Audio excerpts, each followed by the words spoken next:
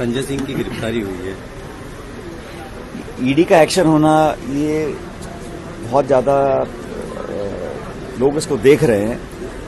अब आप आंकड़े देख लीजिए, पिछले 5-7 सालों में ईडी का जो एक्शन हुआ है, सो कॉल्ड एक्शन, ये 95% उन लोगों के ऊपर है जो केंद्र सरकार के खिलाफ में है। 95% वो लोग हैं जो भाजपा के विरोध में हैं। उन पर जो सो कॉल्ड एक्शन है, कितना जायज है कितना नहीं है, जनता इसको देख रही है। लेकिन ये बात बिल्कुल सच है कि चुनाव से ठीक पहले इस प्रकार की कार्रवाई जब होती है तो बड़े सवाल उठते हैं कि मंशा क्या है, ऑब्जेक्टिव क्या है, ये इन्वेस्टिगेटिव एजेंसी है या एक सरकार का एक जरिया है दबाव बनाने का, प्रेशर क्रिएट करने का। लगातार जो विपक्ष के नेताओं के ऊपर केसेस हो रहे हैं, छापे पड़ रहे हैं, रेड्स हो रही हैं, इनकम टैक्स की, सीबीआई की, ईडी की, ये कहीं ना कहीं सवाल को जन्म देते हैं कि ये हो क्यों रहा है चुनाव से ठीक पहले, और विशेष रूप से अपराधियों के, मतलब विरोधियों के ऊपर। जो सत्ता से जुड़े लोग हैं उन पे कभी कोई जांच नहीं होती, कोई छापे नहीं मारे जाते, कोई नोटिस नहीं मिलता उनको। तो ये बड़ा एक, मुझे लगता है पब्लिक का संज्ञान ले रही है।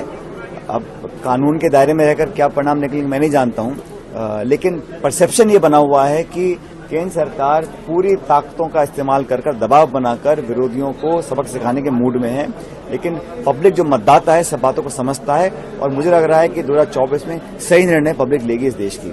अच्छा, एक आपके भाषणों में एक चीज आ रही है कि हिंदू मुस्लिम मंदिर मस्जिद, अयोध्या, पाकिस्तान जैसी बातें जो हो रही है, क्या आपको लगता है कि भाजपा जो है, मैं तो ऐसा मानता हूं कि भारतीय जनता पार्टी को इस देश के लोगों ने पूर्ण बहुमत की 2 सरकारें बनाकर दी, 14 में और 19 में। अब इन 9.5 सालों में जो उनकी रिपोर्ट कार्ड है उस पर चर्चा करने का मैं समझता हूं उनके नेता नहीं चाहते हैं। वो हमेशा विवादित मुद्दों को ही प्रासंगिक रखना चाहते हैं। ये एक पुरानी रणनीति है भारतीय जनता पार्टी की। हम लोग चाहते हैं कि चर्चा हो, डिस्कशंस हो, जैसे हमारे कांग्रेस के नेता हम सब लोग या हमारी एनडीए अलायंस के लोग बोलते हैं कि आप बेरोजगारी पर, पत्रकारों की स्वतंत्रता के ऊपर, इन्वेस्टमेंट्स के ऊपर, महंगाई के ऊपर, निवेश के ऊपर, इन पर चर्चा करो और बताओ कि इस देश में खाई क्यों बढ़ गई है अमीर गरीब की, और इतने लाखों करोड़ रुपए उद्योगपतियों के माफ हो जाते हैं, किसानों की कुर्की हो जाती है। इन पर कोई चर्चा करने को तैयार नहीं है। तो जो भावनात्मक मुद्दे हैं या विवादित मुद्दे हैं उनको हवा देकर लोगों का ध्यान डाइवर्ट करने की एक शुरू से कोशिश बीजेपी की रही है। लेकिन अब लोग समझ रहे हैं, इसलिए जो परिणाम आपने देखे कर्नाटक में, हिमाचल में, वो कांग्रेस के पक्ष में आए थे।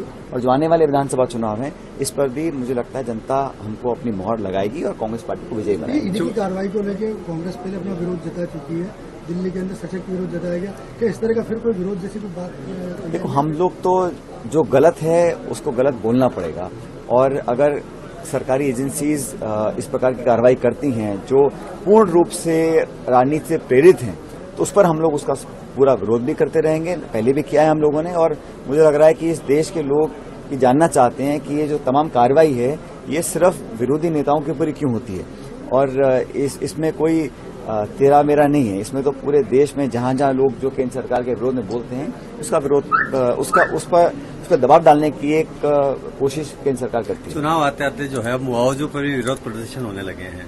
जयपुर में एक बड़ा प्रदर्शन हुआ है कल, उससे किस नजर से देखते हैं? किस तरह के जो है मॉब लिंचिंग जैसे कानून जो है, मुझे लगता है कि जो भी कानून है, जो भी बनने चाहिए, पॉलिसीज हैं, वो एक जैसी होनी चाहिए, कोई पक्षपाती भेदभाव नहीं होना चाहिए। लेकिन हमारा जो चुनाव का मुद्दा है, चाहे राजस्थान है चाहे बाकी जगह, वहाँ किसान, नौजवान, महंगाई, बेरोजगारी, आगे की संभावनाएं, भविष्य की नौजवानों के लिए हम क्या तैयार कर सकते हैं, उस पर करना चाहिए। एक विजन रोड मैप होना चाहिए।